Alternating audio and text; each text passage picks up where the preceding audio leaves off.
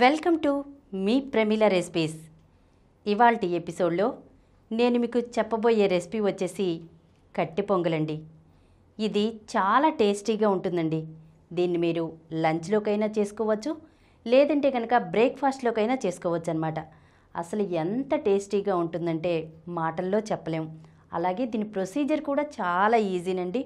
చిన్నపిల్లలేంటి, పెద్దవాళ్ళేంటి అందరూ కూడా ఈ కట్టె పొంగల్ని బాగా ఇష్టపడతారండి. మరి దీన్ని ఎలా తయారు చేయాలో ఈరోజు వీడియోలో చూద్దాం. ముందుగా ఈ కట్టె పొంగల్ని తయారు చేయడం కోసం 1 కప్పు బియ్యాన్ని తీసుకోవాలండి. మనం ఏ కప్పుతో అయితే బియ్యాన్ని తీసుకున్నామో అదే కప్పుతో 1/4 కప్పు పెసరపప్పుని తీసుకోవాలన్నమాట. ఈ బియ్యం పెసరపప్పు రెండింటిని కూడా చక్కగా నీళ్లతో శుభ్రంగా కడిగేసుకోవాలి. ఆ తర్వాత నీళ్లు లేకుండా మనం వీటిని వడకట్టుకోవాలన్నమాట. ఇప్పుడు స్టవ్ ఆన్ చేసుకుని ఒక కుక్కర్ పెట్టుకుని దాంట్లో 1 టేబుల్ స్పూను నెయ్యిని వేసుకోండి. ఈ నెయ్యి వేడెక్కిన తర్వాత మనం నీళ్లు లేకుండా ఈ బియ్యము పెసరపప్పు రెండింటిని కూడా వాడ్చేసాం కదా, దాన్ని నీళ్లు లేకుండా వేసుకోవాలన్నమాట. వేసుకుని ముందు మనం ఒక 2 నుండి 3 నిమిషాల పాటు హై ఫ్లేమ్లో పెట్టుకుని వేయించుకోండి. తర్వాత ఇంకో 2-3 నిమిషాలు మీడియం ఫ్లేమ్లో పెట్టుకుని ఈ బియ్యము పెసరపప్పుని వేయించుకోవాలండి. ఇలా ఈ బియ్యము పెసరపప్పు నేతిలో వేగటం మూలంగా ఈ పొంగలి టేస్ట్ అనేది చాలా అద్భుతంగా ఉంటుందండి.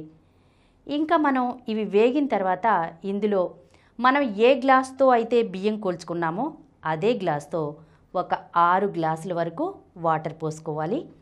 ఈ వాటర్లో కొద్దిగా కరివేపాకు, 1/2 టీ స్పూన్ జీలకర్ర, 1/2 టీ స్పూన్ మిరియాలు వేసుకోవాలండి. ఇలా మనం జీలకర్రను కూడా వేసుకోవటం మూలంగా పొంగలి టేస్ట్ అనేది చాలా బాగుంటుందండి. ఇప్పుడు దీంట్లో రుచికి సరిపడా ఉప్పుని వేసుకుని ఒకసారి కలుపుకుని కుక్కర్ మూతను పెట్టేసుకోవాలండి. మనం 2-3 విజిల్స్ రానివ్వాలన్నమాట. దీన్ని హై ఫ్లేమ్లో పెట్టొద్దండి, ఎందుకంటే పొంగిపోతుంది. అందుకని మీడియం ఫ్లేమ్లోనే పెట్టుకుని 2-3 విజిల్స్ రానివ్వండి. ఇప్పుడు ఒక రోట్లో 1/2 టీ స్పూన్ జీలకర్రను, 1 టీ స్పూన్ మిరియాలు వేసుకుని వీటిని దంచుకోవాలండి. వీటిని కచ్చాపచ్చాగా దంచుకున్నా పర్లేదు, కొంచెం మెత్తగా దంచుకున్నా పర్వాలేదు. ఇలా దంచుకున్న తర్వాత వీటిని ప్రక్కన పెట్టేసుకోవాలి. ఇప్పుడు 2-3 విజిల్స్ వచ్చిన తర్వాత కుక్కర్ ఆఫ్ చేసేయాలి, స్టవ్ ఆఫ్ చేసేయాలన్నమాట. తర్వాత ఈ విజిల్లో ఉన్నటువంటి గాలంతా కూడా పోయిన తర్వాత మనం ఒకసారి కుక్కర్ మూత తీసుకుని ఒకసారి అంతా కలుపుకుని మ్యాష్ చేసుకోవాలన్నమాట.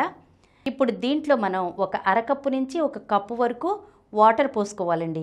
ఎందుకంటే కొంచెం చల్లారిన తర్వాత ఇది కొంచెం గట్టిగా అయిపోతుంది కదా, అందుకని కన్సిస్టెన్సీ కొంచెం మెత్తగా ఉండటం కోసం, జారుగా ఉండటం కోసం మనం ఈ వాటర్ని యాడ్ చేసుకుని ఇంకో 3 నుండి 4 నిమిషాల పాటు ఉడికించుకోవాలండి.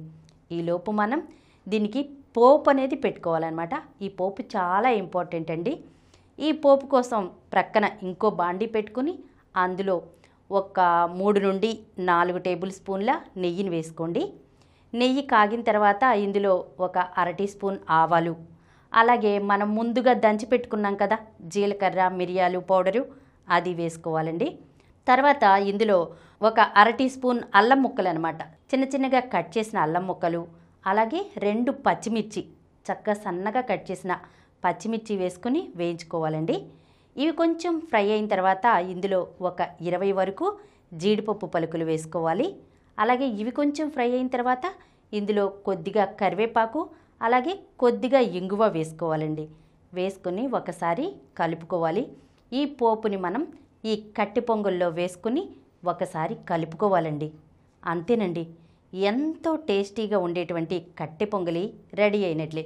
ఇది చెప్పాను కదా, వేడి వేడిగా తింటే ఎంత బాగుంటుందో అస్సలు మాటల్లో చెప్పలేమన్నమాట. ఒకసారి మీ ఇంట్లో కూడా నేను చెప్పినట్లుగా తప్పకుండా ట్రై చేసి చూడండి. మీ అందరికీ నచ్చే రెసిపీ అండి ఇది.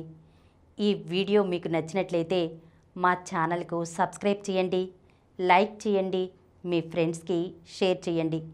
ఇలాంటి మరిన్ని వీడియోస్తో మీ ప్రమిళ రెసిపీస్లో వచ్చే ఎపిసోడ్లో కలుసుకుందాం.